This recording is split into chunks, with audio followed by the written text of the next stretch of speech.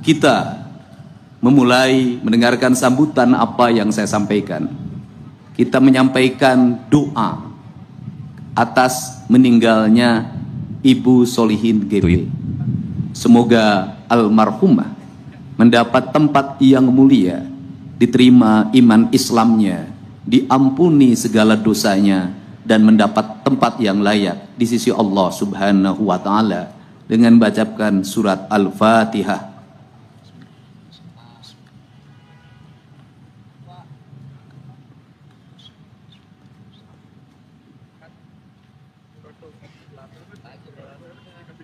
Para pejuang kemerdekaan Republik Indonesia, keluarga besar Purna Paskibraka, keluarga atau orang tua dari pengibar bendera pusaka yang telah menyelesaikan tugasnya dengan baik, dan sebagai bentuk apresiasi saya memberikan bonus 150 juta untuk seluruh pasukan pengibar bendera pusaka.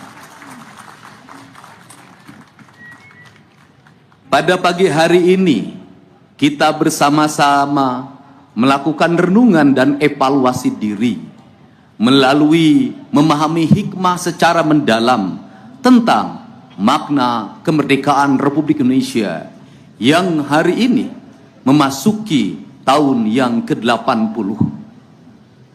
Seluruh jajaran peserta upacara dari seluruh korps TNI Angkatan Darat, Angkatan Laut, Angkatan Udara, Kepolisian, dan juga ada barisan pasukan yang baru selesai mengikuti pendidikan Pancawaluya di Korps Marinir Cilandak, Jakarta, yang berbaris dengan rapi, memperlihatkan kesetiaan dan menunjukkan pada semua bahwa aku adalah anak Indonesia. Kalau diberi kesempatan, kalau diberi pendidikan, aku setara dengan yang lain. Kemerdekaan adalah membebaskan. Membebaskan yang diinginkan adalah ada 4 hal yang menjadi komponen pembebasan kita. Kita harus terbebas atas hak, atas kepemilikan tanah kita. Kita harus terbebas untuk menghirup udara yang bersih dalam setiap hari. Kita harus terbebas untuk menikmati matahari dalam setiap waktu. Kita harus terbebas dalam kehidupan untuk menikmati air yang merdeka, menjadi kekayaan alam yang bisa dinikmati untuk semua tanpa harus berbiaya. Seluruh kemerdekaan itu ada dalam pikiran dan rencana para pejuang kemerdekaan Republik Indonesia. Ada dalam pikiran dan gagasannya Bung Karno dan Bung Hatta. Ada dalam gagasan pikirannya Supomo. Ada dalam gagasan pikirannya Syahrir. Dan ada dalam gigisan pikiran seluruh para pendiri bangsa Indonesia. Seluruh para pendiri bangsa mencita-citakan bahwa kita suatu saat akan memajukan kesejahteraan umum, mencerdaskan kehidupan bangsa, dan ikut melaksanakan ketertiban dunia yang berdasarkan kemerdekaan, perdamaian abadi, dan keadilan sosial. Bahwa kita akan menjadi bangsa yang berdiri di terdepan dalam sejarah kebangsaan kita, dalam percaturan dunia, manakala kita sudah mampu memerdekakan rakyat kita, memajukan rakyat kita, mencerdaskan kehidupan rakyat kita, memajukan kesejahteraan umum kita. Maka pondasi yang harus dibangun oleh seluruh stakeholder, jajaran pemerintahan yang tertata di Provinsi Jawa Barat sampai tingkat desa, RT, dan RW, mengembalikan kembali pesan sejarah kita, bahwa bangsa kita harus memiliki hak atas kepemilikan tanah, bahwa bangsa kita harus mendapatkan air yang bersih, bahwa bangsa kita harus menikmati udara yang bersih, bahwa bangsa kita harus bisa menikmati dalam matahari dalam setiap waktu. Karena itulah spirit berdirinya sebuah bangsa, dan itulah prasyarat kedaulatan sebuah bangsa.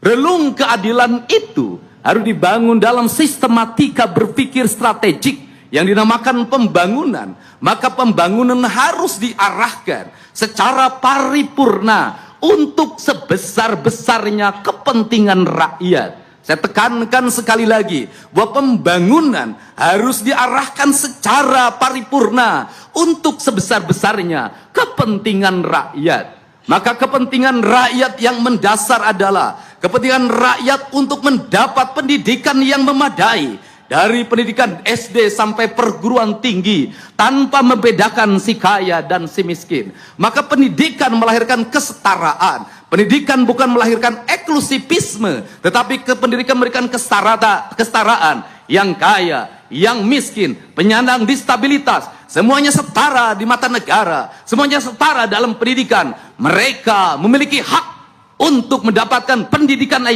yang layak dari negara. Maka pembangunan pendidikan, dari mulai pendidikan dasar, pendidikan menengah, pendidikan tinggi, adalah sebuah keharusan negara. Maka pemerintah Provinsi Jawa Barat berkomitmen untuk mengembalikan kembali anggaran untuk kepentingan pendidikan rakyat, baik kepentingan pendidikan formal maupun pendidikan informal. Tetapi pendidikan juga jangan hanya dipahami oleh bangunan sekolah. Pendidikan jangan hanya dipahami oleh jumlah guru. Pendidikan harus dipahami dalam pembentukan karakter manusia yang disebut dengan manusia Indonesia seutuhnya.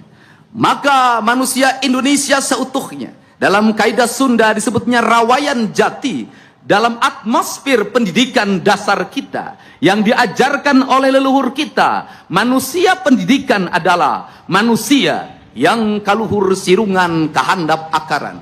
Kaluhur sirungan artinya dia memiliki ide-ide dasar tentang kehidupan. Dia memiliki pemahaman ketuhanan yang sangat sempurna. Mereka memiliki teologis yang melahirkan implikasi pembentukan karakter manusia, yang dalam kaidah Sunda disebutnya manusia yang cager, bager, bener, pinter, singer. Maka disebutlah Pancawaluya. Maka Pancawaluya harus dibangun melalui gerbang atau pintu. Maka pintu harus dibangun dalam berbentuk kegiatan teknis, baik diatur dalam undang-undang, diatur dalam peraturan pemerintah, diatur dengan Kepres, diatur dengan surat keputusan menteri, peraturan daerah, peraturan gubernur, surat keputusan gubernur, surat edaran, sampai pada tingkat kabupaten kota. Maka seluruh pendidikan dasarnya harus diarahkan pada arah yang sama, bahwa anak-anak Jawa Barat adalah anak-anak yang cager. Kalau ingin anak-anak yang cager, maka konsumsi material makanan anak-anak kita harus bergizi, harus bernutrisi, harus mendapatkan air yang bersih dalam setiap waktu, agar lahir masyarakat cager. Maka masyarakat cager, guru harus mengontrol apa yang dikonsumsi oleh anak-anak kita. Orang tua harus bisa mengendalikan apa yang dikonsumsi anak-anak kita. Dari itulah karakter bangsa akan mulai terbangun. Perspektif hari ini adalah anak-anak Jawa Barat mendapat konsumsi gula yang berlebihan, mendapat konsumsi kadar minyak yang berlebihan, bahkan kadar minyaknya sudah melampaui batas. Anak-anak Jawa Barat tidak mengkonsumsi air yang bersih. Maka pendidikan kita akan terbentuk karakter cager, manakala kita mampu menyiapkan seluruh piranti dasar itu. Yang kedua, kalimat bager terbentuk oleh sebuah manusia yang memiliki ketaatan.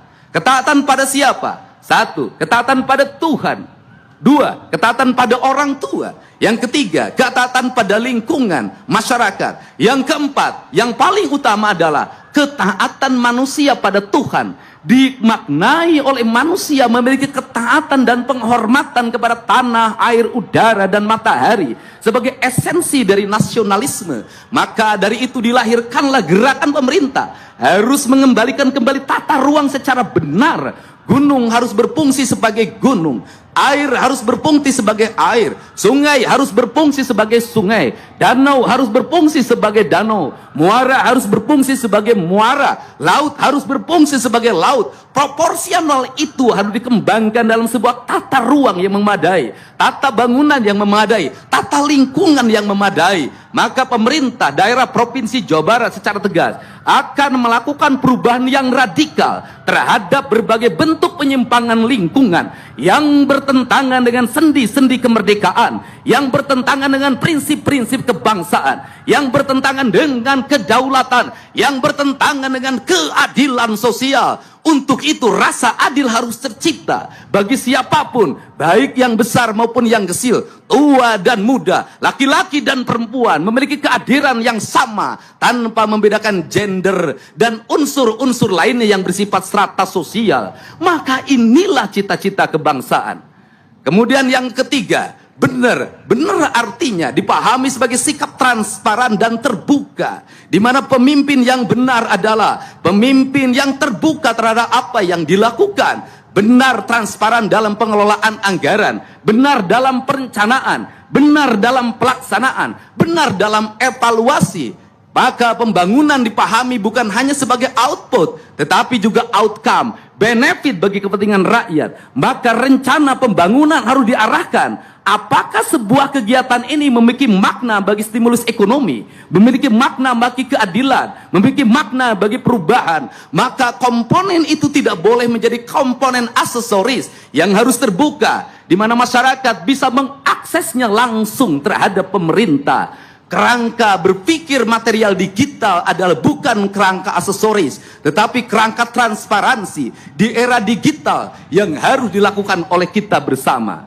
Kemudian yang ketiga, pinter. Maka prioritas yang ketiga adalah pinter. Pinter adalah sebuah kerangka manusia yang melahirkan watak bahwa dia memiliki kecermatan intelektual. Maka dia memiliki kemampuan membaca, dia memiliki kemampuan menulis dengan baik. Maka kita harus melakukan evaluasi otokritik terhadap problem yang terjadi di Jawa Barat.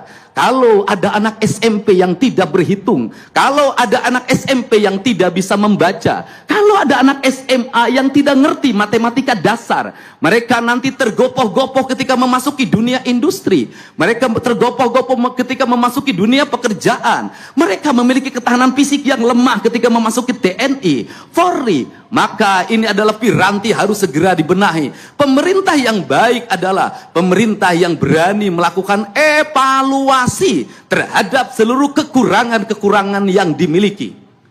Yang kelima adalah singer.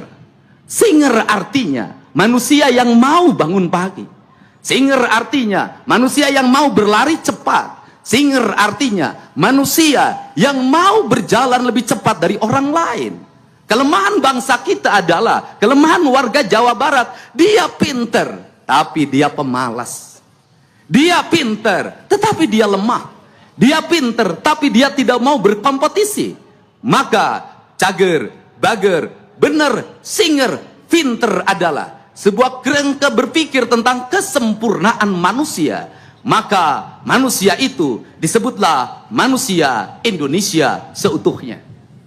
Maka pada pagi hari ini, atas nama pemerintah Provinsi Jawa Barat, saya menyampaikan permohonan maaf pada seluruh masyarakat Jawa Barat. Apabila masih ada anak Jawa Barat yang tidak bersekolah SD, masih banyak anak Jawa Barat yang tidak bisa meneruskan SMP karena tidak punya seragam. Masih banyak anak Jawa Barat yang berhenti sekolah karena ketidakmampuan biaya. Maka dari itu adalah dosa besar yang kita pikul bersama.